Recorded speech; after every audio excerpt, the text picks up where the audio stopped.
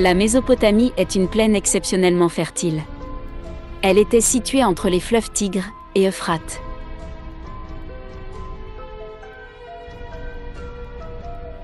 Son histoire remonte à la nuit des temps, tout juste après le grand déluge.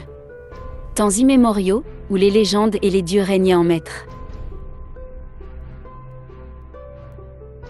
Pendant 6 millénaires, ce banc de terre que constituent l'Irak, le Koweït et la Syrie actuelle, sera le foyer d'innovations qui ont changé le monde, et ceci, pour toujours.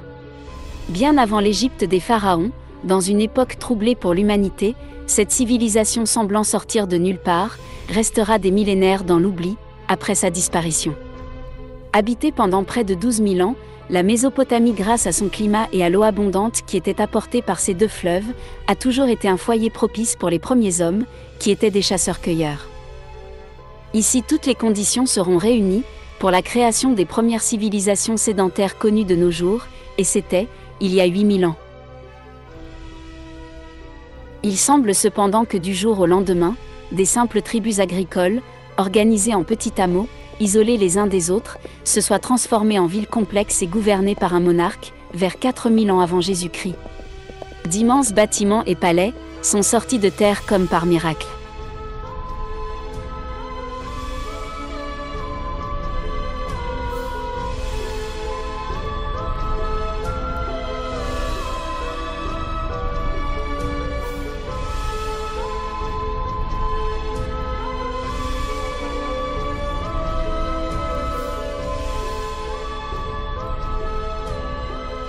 D'aucuns parlent d'intervention des dieux, ou des Anunnaki, sortes d'extraterrestres qui furent à l'origine du bouleversement de l'humanité. D'autres évoquent les peuples venus du Nord, qui arrivèrent vers 9000 ans avant notre ère, pour coloniser ces terres fertiles. Sont-ils les descendants des Hyperboréens dont nous avons déjà parlé ?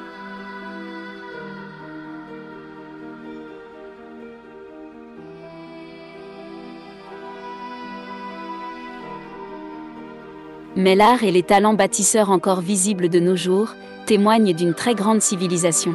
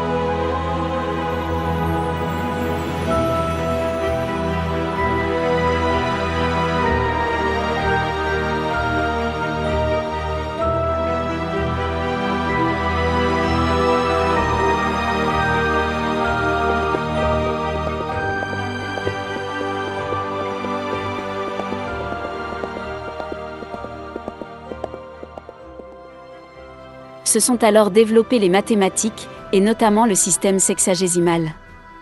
Il s'agissait de la création de la minute en 60 secondes, avec une heure de 60 minutes, ainsi que le cercle complet, de 360 degrés.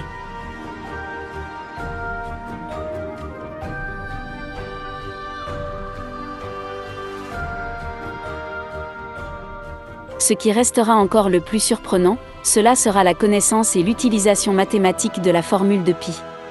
Il y a plus de 3800 ans, les Mésopotamiens utilisaient déjà le théorème de Pythagore.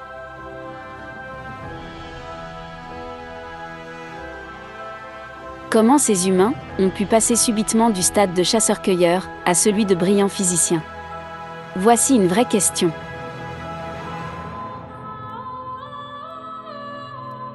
Les hommes d'alors, d'apparence blanche de peau, ont eu recours aux sciences mathématiques sophistiquées pour cartographier et étudier le ciel. Ils ont divisé l'année terrestre en 12 périodes chacune, et attribué des noms, d'après les principales constellations visibles de la Terre. Cela sera une tradition bien des siècles plus tard, adoptée par le monde grec, et cela portera le nom de zodiaque.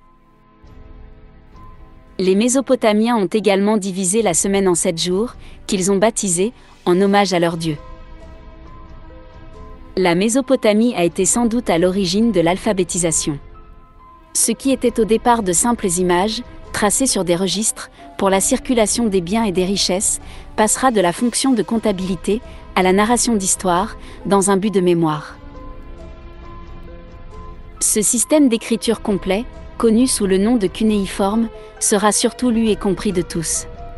Cette écriture sera plus tard adaptée à une douzaine de langues majeures. Les lois du roi babylonien, Hammurabi, vers 1800 ans avant notre ère, ont servi de base à notre système judiciaire actuel. Ces lois ont été consignées sur des tablettes d'argile. Bien des récits nous sont parvenus, grâce à ces tablettes. Telle, la formidable épopée de Gilgamesh, récit épique de la Mésopotamie, partant d'Uruk, la cité légendaire de Sumer. Un documentaire complet sur ce personnage vous sera proposé dans les mois à venir.